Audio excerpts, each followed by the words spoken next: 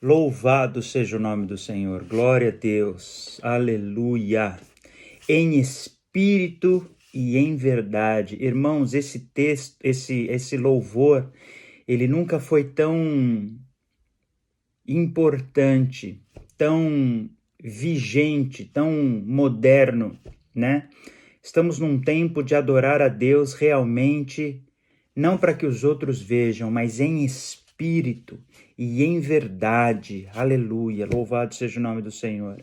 E daqui para frente vai ser cada vez mais assim. Eu gostaria que você abrisse a sua Bíblia no livro de... Aliás, não precisa abrir Bíblia não, perdão.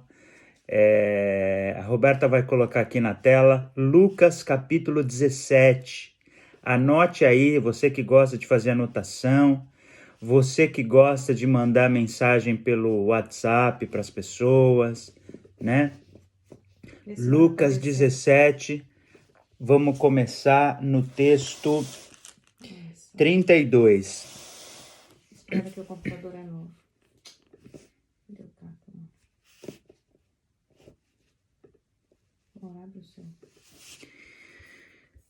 Tivemos um probleminha técnico, eu vou abrir aqui no meu.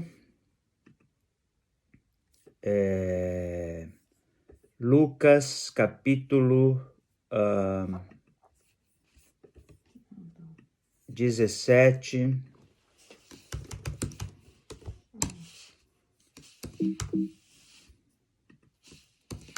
Lucas 17, vamos ler o versículo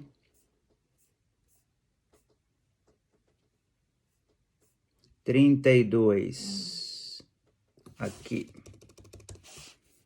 Versículo 32. Um texto para nós. Todos enxergam? Amém? Diz assim: lembrai-vos da mulher de Ló. Lembrai-vos da mulher de Ló. Senhor, abençoa a tua palavra nessa manhã. Glorifica o teu nome nas nossas vidas, papai, e que nós possamos sair daqui renovados e cheios do teu Espírito Santo. Em nome de Jesus, amém. Lembrai-vos da mulher de Ló. Queridos, não tem nenhum texto no Novo Testamento dizendo assim, lembrai-vos de Moisés, lembrai-vos de Davi, lembrai-vos de José do Egito. Não tem esse texto. Mas tem um texto que o próprio Senhor Jesus falou, lembrai-vos da mulher de Jó. Por que Jesus fala lembrai-vos da mulher de Jó? Então vamos ler o contexto do texto? Voltando lá em Lucas capítulo 17, eu vou ler a partir do versículo 26. Deixa eu diminuir um pouquinho aqui. Versículo 26. Cadê? Aqui. Diz assim a palavra. Deixa eu tirar vocês aqui para eu poder enxergar. Diz assim, 26. E como aconteceu nos dias de Noé, assim será também nos dias do Filho do Homem, com letra maiúscula, ou glória. Comiam, bebiam, casavam-se, davam-se em casamento, vida normal, todo mundo trabalhando, se divertindo, aproveitando a vida, recebendo convidados na sua casa, né? Vivendo o domingo, vivendo a segunda, vivendo a terça-feira, numa boa, até o dia em que Noé entrou na arca. E veio o dilúvio e os consumiu a todos. Panam, de repente aconteceu. Foi algo repentino, né? 28. Como também, da mesma maneira, aconteceu nos dias de Ló. Comiam, glória, como é bom comer, né? Bebiam, compravam, como é bom comprar presente de Natal, abençoar as pessoas, né? Vendiam, faziam negócios, trabalhavam, se esforçavam, ganhavam dinheiro, plantavam, né, e edificavam, e construíam, compravam casas, carros, enfim, viviam a vida. Mas, no dia em que Ló saiu de Sodoma, choveu do céu fogo e enxofre e os consumiu a todos. De repente, assim será no dia em que o Filho do Homem se há de manifestar. Naquele dia, quem estiver no telhado, tendo as suas alfaias em casa, não desça a tomá-las. E da mesma sorte, o que estiver no campo, não volte para trás. Guarda essa frase, irmãos. Não volte para trás. Você pode repetir isso, por favor? Não volte para trás. Mais uma vez, não volte para trás. Lembrai-vos da mulher de Ló. Qualquer que procurar salvar a sua vida, perdê-la-á. E qualquer que a perder, salvá-la-á. Esse é o contexto em que devemos lembrar da esposa de Ló, da mulher de Ló. A gente nem sabe o nome dela, né? A Bíblia não diz o nome dela. Diz apenas mulher de Ló. Irmãos, Ló, ele era sobrinho de Abraão, né? E quando Abraão foi seguir a Deus, ele levou consigo Ló. Ele era, na verdade, como se fosse um padrasto de Ló. Ele sempre tratou Ló como seu próprio filho, criou Ló como sendo seu filho. Então Ló foi com ele. Num dado momento da jornada deles, Abraão, que já era muito próspero, prosperou mais ainda, e Ló também aprendeu, né, com o seu mentor Abraão e acabou prosperando muito também. E os pastores, diz a Bíblia, de Ló, brigavam com os pastores de Abraão, porque eles tinham muito gado, muitos animais, e a terra onde eles estavam não era suficiente para alimentar os animais de ambos, né? Então eles decidiram se separar. Abraão falou: olha, Ló, olha o campo, olha para onde você for. Se você for para a direita, eu vou para a esquerda. Se você escolher para a esquerda, eu vou para a direita. Ló olhou aqueles campos bonitos, aquele verdinho maravilhoso de Sodoma, de Gomorra, e foi para lá. E Abraão foi na direção oposta. Passado algum tempo, nós não sabemos se foram semanas, se foram meses, se foram anos. Provavelmente foram muitos anos que se passaram. Deus disse para Abraão: olha, eu vou destruir Sodoma e Gomorra, né? E aí Abraão intercede pela cidade de Sodoma e Gomorra. Toda essa história está no livro de Gênesis. E Deus então ouve a oração de Abraão e resolve salvar Ló e a sua família. Ló, sua esposa e suas 2 filhas. 4 pessoas. E nesse dia, no dia da destruição de Sodoma e Gomorra, vieram anjos, avisaram Ló: gente, vamos sair daqui, vamos sair correndo, Deus vai destruir essas cidades. E a ordem é para vocês não olharem para trás. Não olhem para trás, mas saiam correndo. Irmãos, a situação naquele momento era uma situação de urgência. Era uma situação de fuga. Eles tinham que fugir. Não dava tempo. Pega o documento, pega o RG, pega aí um pouquinho de dinheiro que a gente tem na gaveta. Não dava tempo. Sai, vai embora, foge, corre o mais rápido que vocês puderem. E além de correr o mais rápido que vocês puderem, não olhem para trás. Essa foi a orientação dos anjos. E Ló então pega suas filhas, pega sua esposa e eles saem realmente correndo, fugindo. O que a esposa de Ló fez?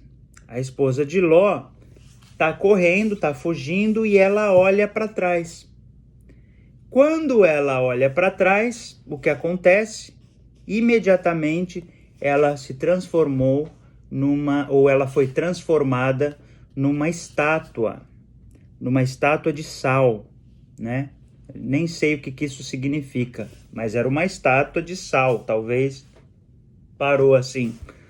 Enquanto isso, Ló e as filhas fugiram, foram salvos. O importante aqui é que a esposa de Ló, ela foi avisada, ela estava entre as pessoas que seriam salvas, ela estava no meio da fuga, só que no meio da fuga ela desobedeceu uma orientação de Deus, e por desobedecer a orientação de Deus, porque ela olhou para trás, ela morreu, né? Ela não foi salva.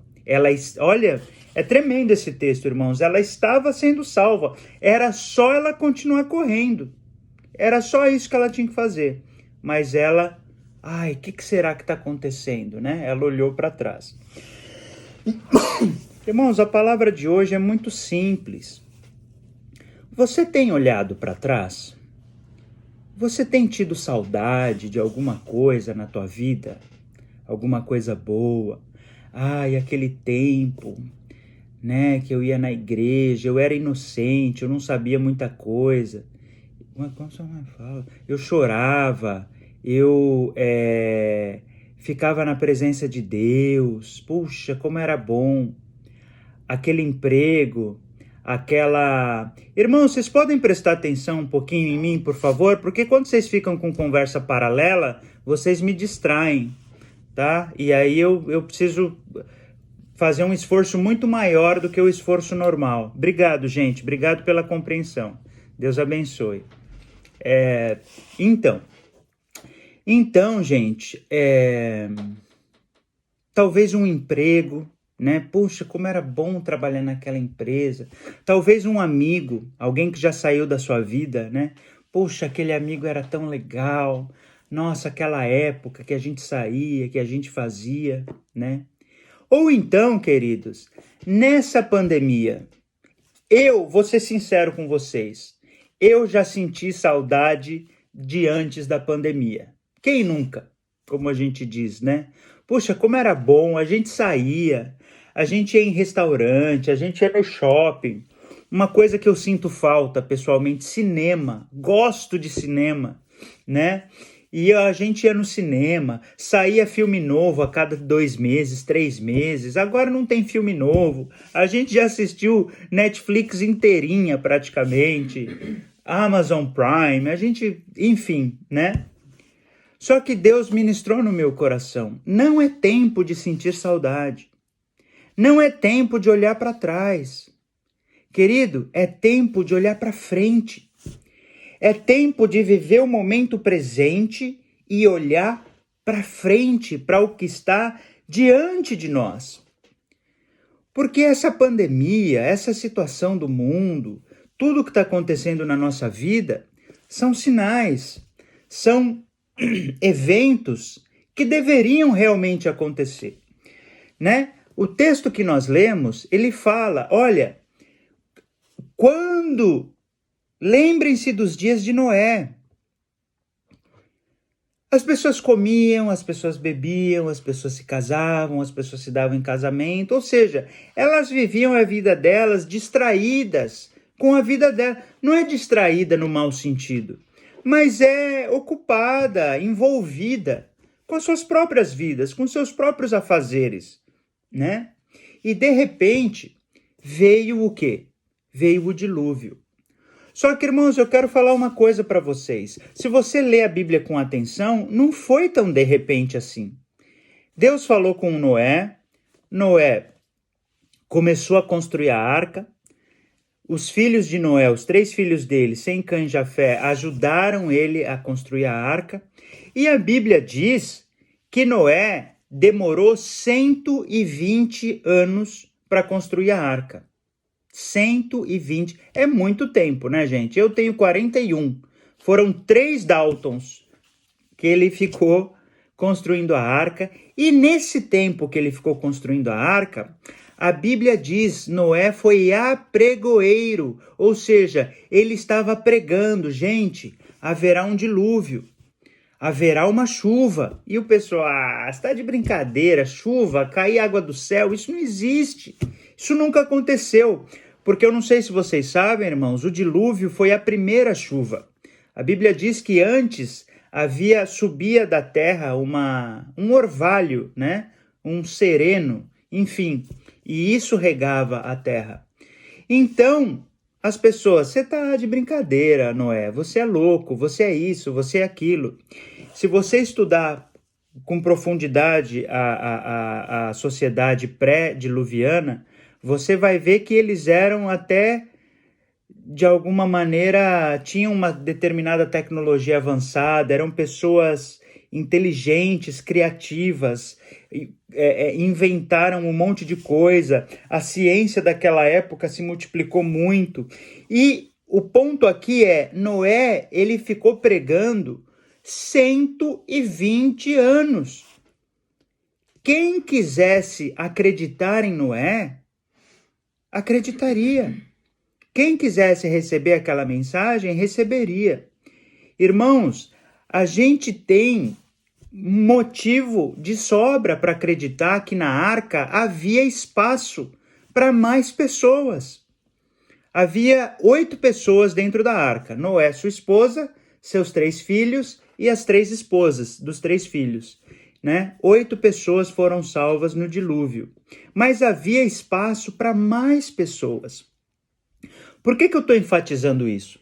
Porque geralmente, quando a gente fala, né, são textos que, para nós que acreditamos, nós acreditamos. Mas para as pessoas do mundo que são mais céticas, que são mais incrédulas, soa ao ouvido delas como se fosse um mito, como se fosse algo que nunca existiu, que nunca aconteceu. Embora a ciência, existe uma parte da ciência que demonstra, existe traços, existe indícios na ciência de que houve realmente um dilúvio global, um dilúvio mundial, uma inundação mundial. Mas mesmo assim as pessoas acham que é mito. E outras pessoas falam, esse Deus é muito severo, esse Deus é um Deus horrível, porque ele mata. Imagina, matou todo mundo afogado. Homens, mulheres, animais, crianças, idosos. Não, esse Deus é um Deus terrível, é um Deus horroroso. Eu não quero esse Deus para mim, o Deus da religião cristã, porque ele mata e não sei o que, né? Só que o que as pessoas não prestam atenção é nesse ponto que eu estou falando para vocês. Foram 120 anos, as pessoas estavam vendo Noé pegando as madeiras, colocando uma em cima da outra, fazendo aos poucos, a arca ficou pronta, e à medida que ele ia fazendo, eu não sei como isso funcionou, mas a Bíblia diz que ele pregou isso, ele falou para as pessoas que haveria, e as pessoas não acreditaram. Eu li para vocês semana passada, Êxodo 34, versículos 6 e 7, que eu quero ler para vocês de novo. Olha só. Passando, pois, o Senhor perante ele, clamou, né? Então, Moisés, ao ver as costas do Senhor, gritou, falou, o Senhor é Senhor Deus misericordioso, piedoso, tardio em irar-se e grande em beneficência e verdade. Guarda a beneficência em milhares e perdoa a iniquidade e a transgressão e o pecado. E que o culpado não tem por inocente, que visita a iniquidade dos pais nos filhos e sobre os filhos dos filhos até a 3ª e 4ª geração. Pode tirar. Obrigado. Esse texto, irmãos, está mostrando todo o amor, toda a misericórdia, toda a beneficência, toda a graça, perdão de Deus. No caso do dilúvio, foram 120 anos de preparação, 120 anos de pregação, 120 anos dizendo, Deus quer perdoar, Deus quer abençoar. arrependam-se dos seus pecados, voltem-se para Deus, voltem-se para o seu Criador. E 120 anos. Aí sim, depois de 120 anos, veio o de repente. Veio o dilúvio. E 8 vidas foram salvas. Né? Muito bem, passam os anos, a terra é populada novamente, a gente sabe, né? Um filho de Noé foi para a África, populou a África, o outro filho foi para o Oriente Médio, populou o Oriente Médio, o outro foi para a Europa, populou a Europa, né? Com seus descendentes. Isso a gente está falando de séculos, né? Aconteceu. Deus chama Abraão, né? Abraão, vou te dar uma terra, terra prometida, tal. Abraão traz Ló, acontece aquela briga que eu já falei. Ló vai para a cidade de Sodoma e Gomorra, uma cidade extremamente promíscua, uma cidade extremamente violenta, corrupta, criminosa. As coisas mais terríveis que você pode imaginar estavam lá em Sodoma e Gomorra. Quando eu era criança, eu ouvia, né, na igreja esse texto que quando Jesus voltar a segunda vez, o mundo vai ser igual nos dias de Sodoma e Gomorra. O mundo vai ser igual nos dias de Noé. E eu pensava, meu Deus, será que o ser humano ele vai desevoluir? Como é que eu falo isso? Ele vai se diminuir, ele vai se... ele vai devoluir, ele vai regredir, é essa a palavra. Ele vai regredir tanto moralmente a ponto de ser igual Sodoma e Gomorra. Isso é impossível, isso não vai acontecer. Mas hoje, no século 21, hoje nos anos 2000, quando eu vejo algumas pautas políticas, quando eu vejo alguns lugares do mundo, quando eu vejo pessoas defendendo determinadas ideias, que são exatamente ideias daquele tempo, eu falo, tô entendendo, então é possível sim. É possível o ser humano regredir a tal ponto de voltar, moralmente falando, àqueles dias. Dias em que bestialidade era normal, era corriqueiro. Dia em que pedofilia era normal. Dia em que tantas coisas horrorosas, vícios, drogas, orgias, etc, etc, etc, eram coisas normais. E Ló estava no meio daquele povo. As suas filhas estavam no meio daquele povo. Se você ler com atenção, se você quiser ler Gênesis 20, você vai ver que os anjos chamaram os genros de Ló também, porque Ló tinha 2 filhas e elas tinham seus noivos ali, né? E chamaram, olha, saiam também, se você está com eles. E isso é lindo sobre a pessoa de Deus, né? Crê e será salvo tu e a tua casa. Eu não sei como vai ser isso, irmãos, mas Deus é tão misericordioso que eu creio pessoalmente, tá? Eu creio que existem pessoas da nossa família que só serão salvas porque são da nossa família. É a única condição. Por misericórdia, por amor a nós, essa é uma crença particular e pessoal. Eu posso estar errado, mas eu acho que eu não estou, né? Até por esse texto que eu estou falando para vocês. Se os genros de Ló tivessem ouvido os anjos, eles teriam sido livres.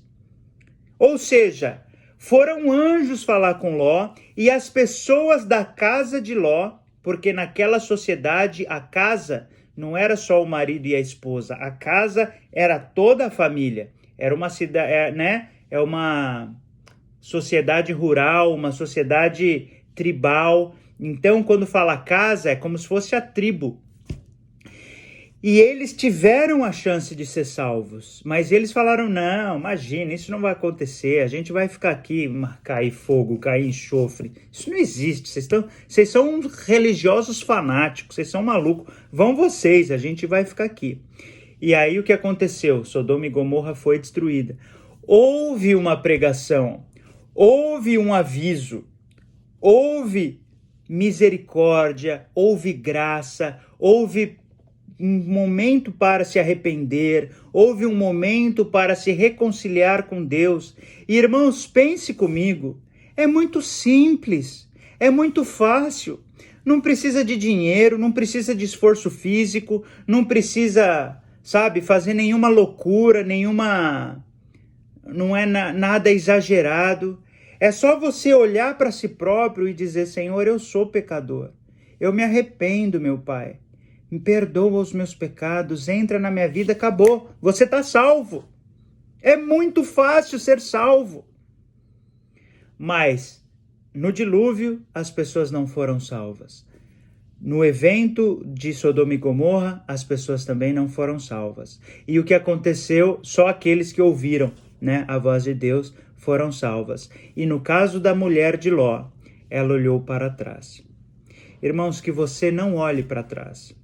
Que você entenda o que está acontecendo no mundo.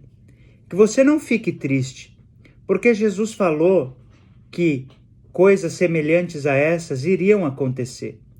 Quanto mais corrupto o mundo fica, quanto mais terrível, quanto mais ideias ruins e perversas acontecem, Por exemplo, agora aí em São Paulo, a gente ouviu e estamos ouvindo de que houve corrupção nas eleições. O mundo é corrupto, as pessoas são corruptas. Por que nós, que somos cristãos, que conhecemos a palavra de Deus, a gente não deveria se iludir com esse mundo se Jesus já falou para nós que as coisas elas vão sim de mal a pior, vão piorar, até que venha a segunda vinda do Senhor Jesus. Mas, pastor Dalton, isso acontece há tanto tempo, a gente ouve isso há tanto tempo, puxa vida, por que não aconteceu? Já deveria ter acontecido. Eu quero ler com vocês 2 Pedro, capítulo 3. 2 Pedro, capítulo 3, versículo 9. Olha o que diz, Esse texto é um texto muito... O apóstolo Miguel gostava muito desse texto. O Senhor, ele não retarda a sua promessa. Aqui está se referindo à promessa da segunda vinda de Cristo. Ainda que alguns a têm por tardia. E é mesmo, muita gente, como eu, acha que já era para ter voltado faz tempo. Mas o texto continua, Ele não retarda, mas... Ele é longânimo para conosco, ele é paciente. Ele é paciente. Longânimo significa paciente. Não querendo o quê? Que alguns se percam, senão que todos venham a arrepender-se. Sabe o que Jesus está esperando? Está esperando você pregar para o seu parente. Está esperando você pregar para o seu amigo. Está esperando que as pessoas se arrependam. Está esperando que as pessoas se convertam. Está esperando, irmãos, está esperando. Deus está esperando.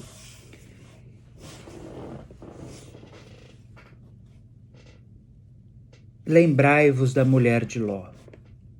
Olhou para trás, perdeu a salvação, virou uma estátua de sal. Que você e eu não olhemos para trás. Que você e eu, queridos, não sintamos mais saudade. Depois que Deus ministrou essa palavra no meu coração, eu falei, nossa, Senhor, me perdoa. É isso mesmo, eu não tenho que ficar com saudade de nada. Eu tenho que olhar para frente, eu tenho que olhar para Jesus, o autor e consumador da nossa fé. O que o Senhor tem para nós hoje? O que Ele tem para nós daqui para frente? Louvado seja o nome do Senhor. O que Ele tem nesse tempo? Aonde você está? Aonde eu estou? Geograficamente, fisicamente, historicamente? Qual é o momento da sua vida que você está vivendo? Irmão, é desse ponto que você está hoje para frente. Amém? Louvado seja o nome do Senhor. Eu quero ler o último texto, né? Um texto famoso que nem ia participar dessa palavra, mas eu lembrei dele agora aqui. Filipenses, capítulo 3. Louvado seja Deus. Filipenses, capítulo 3. Nós vamos ler o versículo 13. Muito famoso. Irmãos, quanto a mim, não julgo que o tenha alcançado, mas uma coisa eu faço, que é, sabe o que eu faço? Esquecendo-me das coisas que para trás ficam, e avançando para as que estão diante de mim. Oh, glória a Deus, eu quero mergulhar de cabeça naquilo que Deus tem diante de mim. Prossigo para o alvo, pelo prêmio da soberana vocação de Cristo. Louvado seja, pode tirar, o nome do Senhor. Que você nessa manhã possa olhar para frente e possa avançar para as coisas que o Senhor Jesus tem diante de você. Novos relacionamentos, uma nova vida, um novo tempo, uma nova fé, um novo tudo na sua vida, em nome do Senhor Jesus. Amém, querido? Não olhe para trás, não sinta saudade de nada, avance, vai para frente, porque Deus tem coisas novas para você, em nome do Senhor Jesus. Amém? Que Deus te abençoe, que você tenha um domingo maravilhoso, que a sua semana seja incrível, em nome do Senhor Jesus. Amém. Pai, nós louvamos o teu nome. Nós te bendizemos por essa palavra, ó Deus. Ensina-nos a olhar para frente. Ensina-nos, Senhor, a